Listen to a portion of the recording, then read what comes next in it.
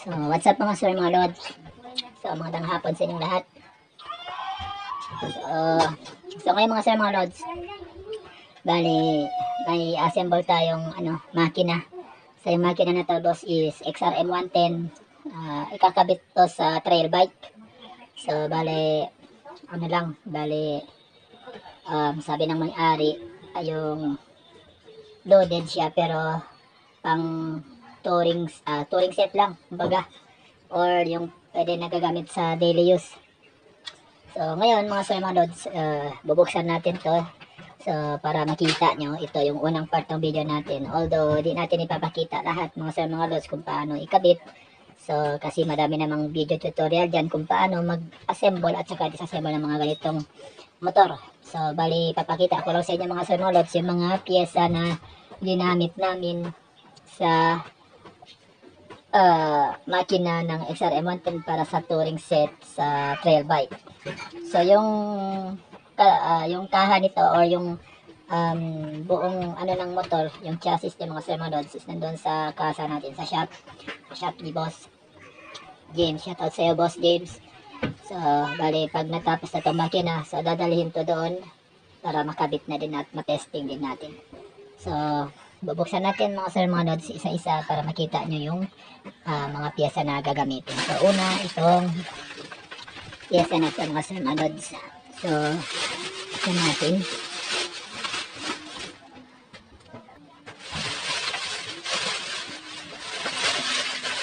So yung laman nito mga sir, mga lods, parang yung mga pyesa niya yata. So una-una mga sir, mga lods, yan.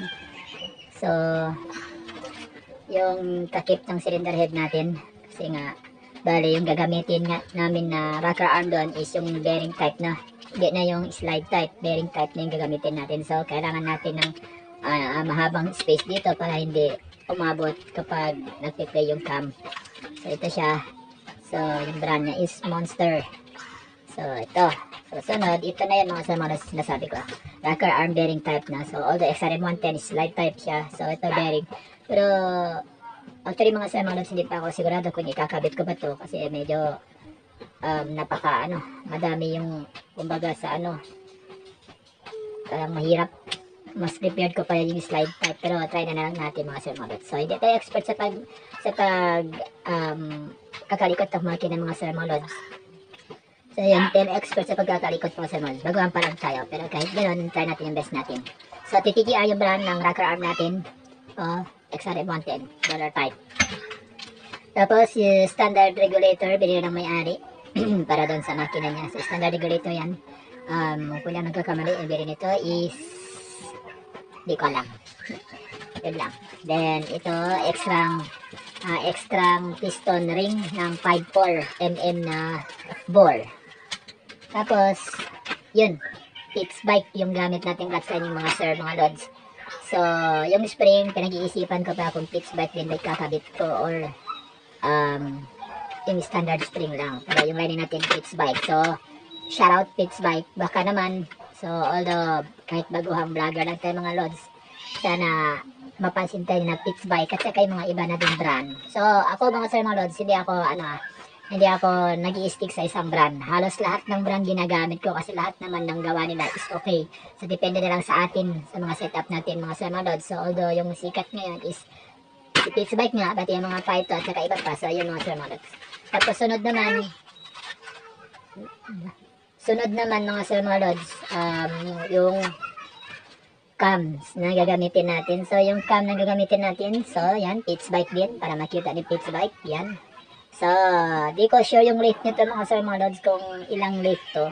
Ang sabi ng may-ari is parang nasa 6.5 yata or 6.8. So, mas prepared ko sana yung 6.0 lang, pero try na lang natin mga sir, mga lods. Okay. So, ito yung isang laman ng nadala nating pyesa. Tapos, ito, yung laman nito is yun, starter motor. So, starter motor. Ewan ko, di ko din alam sa bumili nito, yung may-ari niya, kung racing na ba to or ilang cc ba to. Basta ang pagkakaalam ko, Shower yung brand niya. Yan. Shout out Shower. Yun. Kitang-kita sa cam.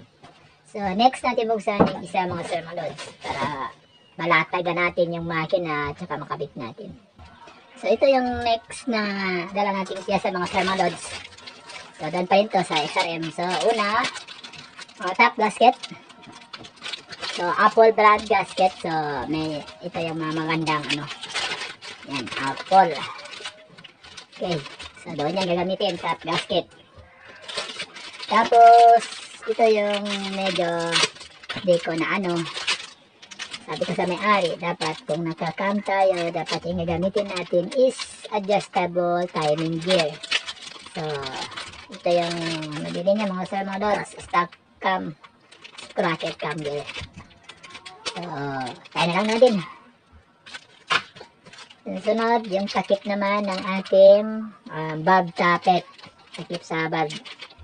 Yan. So, anong brand to? So, hindi siya CNC. Bale, Extreme Racing Moto Series Performance FX. Yan, basta yan. Tapos ito mga sir mga lods, yung ano, yung spring, yung Python na yun. Sorry. Pitch bike na gagamitin natin lining. So, ito yung spring niya. So, try ko pa mga sir mga lods kung goods ba. Kasi baka pag ilagay natin itong lahat or wala tayong ginagawang ano, baka mabali yung kambyada ni sir. Yan, tapos sunod, yung tawag dito. Ano ito tawag? Basta yung ito yung sa kung saan yung umihira sa kambyada. Cambio. Shifting fork, kung ano mang tawag dyan, basta ito na yun. Palitan natin kasi loose thread na yun. Tapos, set timing chain niya, set na din. So, yung roller dyan. So, Honda, baka naman Honda. Tapos, sunod, yan, Kickstarter ni Lods. Ang ganda, mahal to.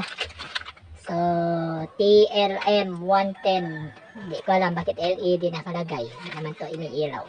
Pero maganda yung Kickstarter na.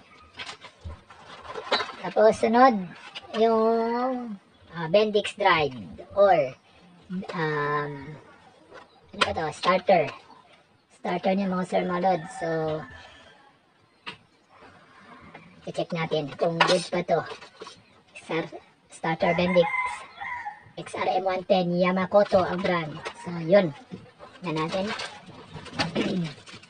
So, ito yung gamit ng black master. So, tinanggal ko na kasi yung ano, yung lagayan ng black. So, bali nagkahiwa-hiwalay na yung piyesa niya. Sa gasket. Black gasket at saka top gasket. Base gasket. Tapos, ito naman yung sa ano, mga sir mga lods. Yung sa bandang gilid ng head natin. So, pinalitan na din ni boss para maging buo. Kikita nyo yan. Diba? Pares yan. Saka ito.